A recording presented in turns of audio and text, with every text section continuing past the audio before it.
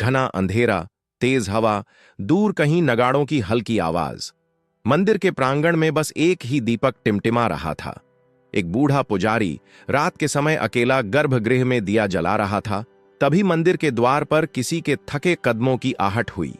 एक अजनबी युवक, धूल मिट्टी से भरा, आंखों में लालिमा और चेहरे पर अजीब सी बेचैनी लिए भीतर आया।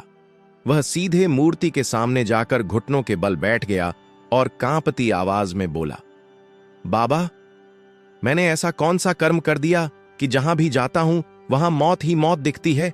मैंने युद्ध देखा है, रक्त देखा है, चीखें सुनी हैं, पर खुद किसी पक्ष में खड़ा ही नहीं हो पाया। पुजारी ने चौंक कर उसकी ओर देखा। बेटा, तू कौन है? किस युद्ध की बात कर रहा है?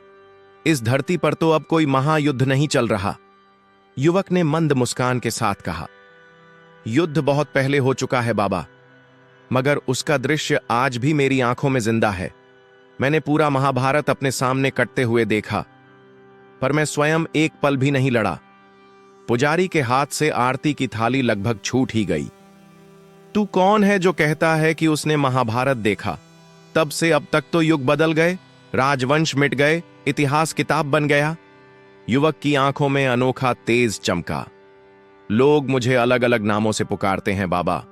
किसी के लिए मैं वीर योद्धा हूं, किसी के लिए अधूरा सैनिक, किसी के लिए हारे हुए का सहारा।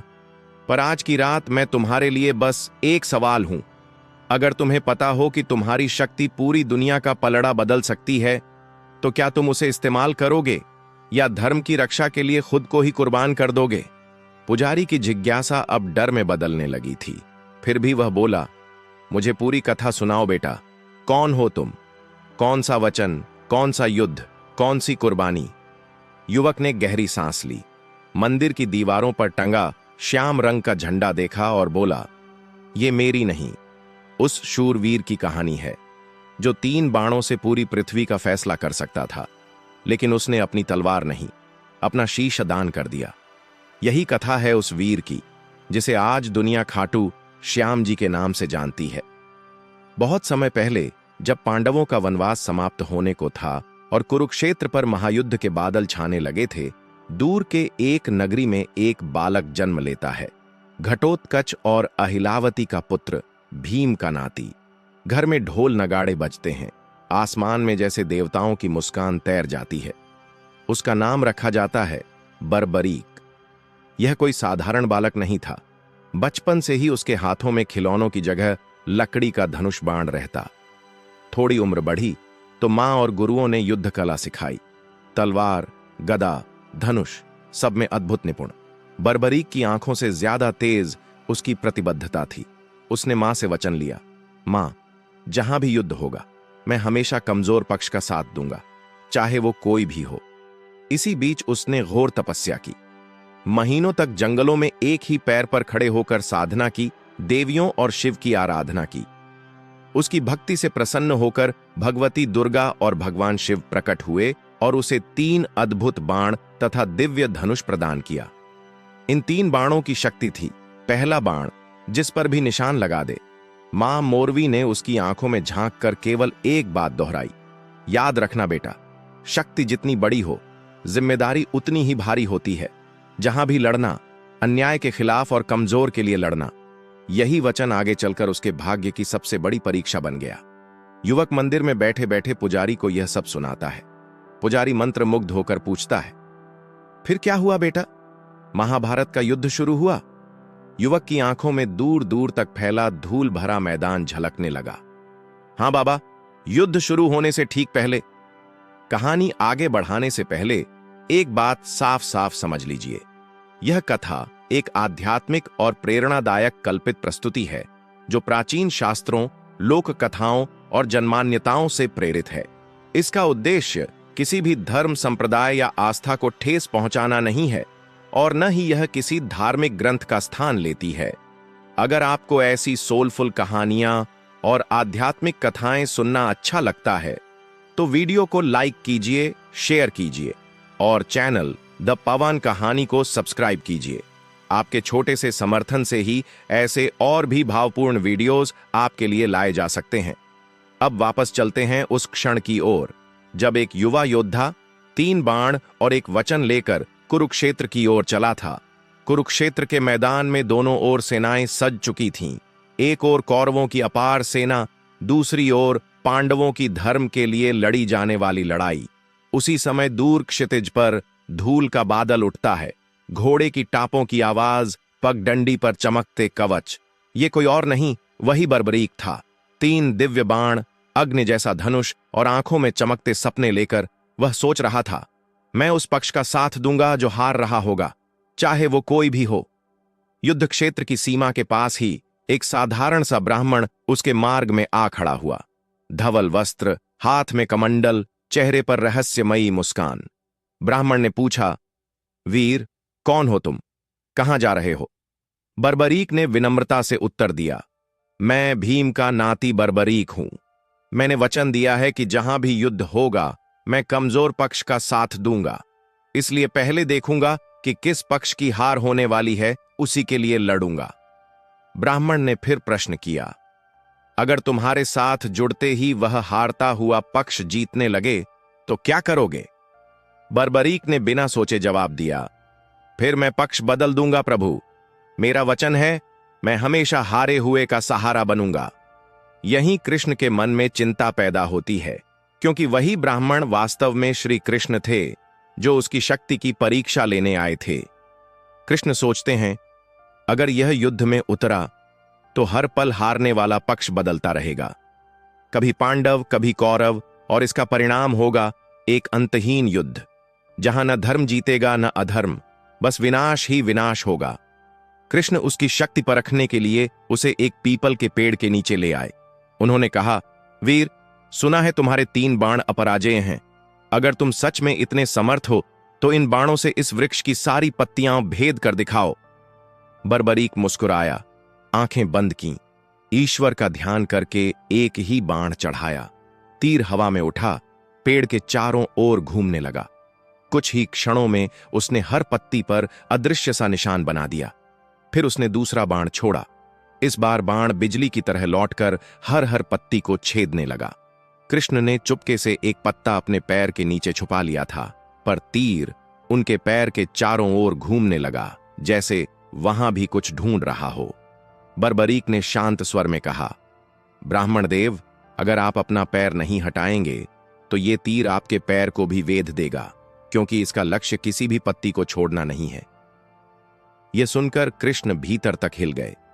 अब उन्हें पूरी तरह समझ आ गया कि यह योद्धा सिर्फ बलशाली नहीं, बल्कि उसके 3 बाण पूरे युद्ध का संतुलन बदलने की क्षमता रखते हैं। यहीं से वे निर्णय लेते हैं, अगर धर्म की रक्षा करनी है तो इस वीर की शक्ति को बलिदान के रूप में स्वीकार करना ही होगा। पेड़ के नीचे खामोशी छा गई। कृष्ण ने गंभीर आवाज में कहा, वीर बर्बरीक, तुमने अभी अभी वचन दिया कि जो भी दान मांगूंगा वह दोगे। बर्बरीक ने हाथ जोड़कर कहा, हां ब्राह्मण देव, मैं वचनबद्ध हूं। एक सच्चे क्षत्रिय के लिए दान से बड़ा धर्म कोई नहीं। कृष्ण की आंखों में करुणा का सागर था, लेकिन स्वर दृढ़। तो मैं तुमसे तुम्हारा शीश मांगता हूं, तुम्हारा सिर। क्षण भर को हवा तक रुक गई। बर्बरीक स्तब्ध रह गया, फिर ध्यान से उस ब्राह्मण के चेहरे को देखने लगा। कोई साधारण ब्राह्मण ऐसा दान नहीं मांग सकता। कृपा करके अपना वास्तविक स्वरूप दिखाइए। तभी वह ब्राह्मण दिव्य प्रकाश में बदलने लगा। चारों ओर तेज चमक उठी, शंख की गूंज, मृदु मुस्कान। सामने स्वयं भगवान श्री कृष्ण खड़े थे, चक्र और शंख के साथ। बर्बरीक के घुटने अपने आप झुक गए। प्रभु, अगर आप ही दान मांगने वाले हैं तो फिर सोचने का अधिकार मेरा नहीं रहा। बस एक वरदान दीजिए, मैं युद्ध में भले ही न उतर सकूं, पर पूरा महाभारत अपनी आंखों से देख सकूं। कृष्ण ने प्रेम से कहा, तुम्हारी यह इच्छा स्वीकार है। तुम्हारा सिर युद्ध भूमि के पास सबसे ऊंचे स्थान पर स्थापित किया जाएगा। तुम सब देखोगे, हर वार, हर योजना, हर अंत, लेकिन किसी पक्ष में खड़े नहीं होगे। यही तुम्हारी परीक्षा और तुम्हारा योग होगा। बर्बरीक मुस्कुराया। स्तब्ध खड़े पेड़, हवा, धरती सब जैसे साक्षी बन गए। उसने अपनी तलवार उठाई, भगवान का नाम लिया और एक ही वार में अपना सिर अलग कर दिया। कृष्ण ने उसके शीश को अपने हाथों में उठाया। देवियों ने प्रकट होकर उस शीश को अमृत से सिंचित किया और उसे एक ऊंची पहाड़ी पर स्थापित कर दिया, जहां से वह पूरा युद्ध देख सके। युद्ध चला। कौरवों की गरज, पांडवों का पराक्रम, भीष्म का पतन, द्रोण की परीक्षा, कर्ण की शौर्य गाथा। लेकिन उस टीले पर रखा एक सिर बस दर्शक बना सब देखता रहा। युद्ध समाप्त हुआ, पांडव विजयी हुए, पर मन में एक सवाल था, जीत किसके कारण हुई? अर्जुन बोले, मेरे गांडीव के कारण। भीम बोले, मेरी गदा के प्रहार से। हर योद्धा ने अपने अपने शौर्य की गाथा सुनाई। तब कृष्ण मुस्कुराए। जिसने पूरा युद्ध बिना पलक झपकाए देखा, सच्चाई वही बता सकता है। चलो बर्बरीक के शीश से पूछते हैं। सबने टीले की ओर देखा, जहां वह दिव्य सिर आज भी तेज से चमक रहा था। कृष्ण ने पूछा, श्याम बताओ, विजय किसकी हुई?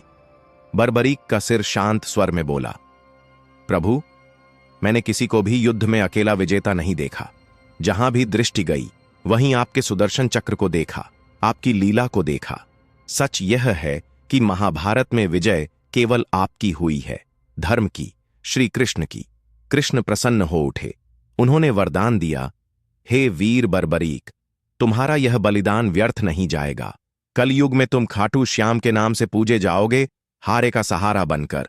जो भी भक्त सच्चे मन से तुम्हें पुकारेगा, मैं स्वयं तुम्हारे रूप में उसकी सहायता को पहुंचना। युग बीत गए, राजाओं के महल मिट गए, युद्ध भूमि खेत बन गई। लेकिन राजस्थान के सीकर जिले के खाटू गांव में एक दिन एक गाय रोज रोज एक ही स्थान पर दूध बहाने लगी। जब जमीन खोदी गई तो वहीं से एक दिव्य शीश निकला, जिसे बड़े आदर से मंदिर में स्थापित किया गया। यही आज का खाटू श्याम जी मंदिर है। मंदिर में लौटते हैं, पुजारी की आंखें भर आई हैं। वह सामने बैठे युवक से पूछता है, तो क्या तू वही महान योद्धा है? युवक हल्का सा मुस्कुराता है, उसके चेहरे पर श्याम सा नूर झलकता है। नहीं बाबा, मैं तो बस एक भक्त हूं। असल श्याम तो हर उस दिल में है जो हार कर भी सच का साथ नहीं छोड़ता।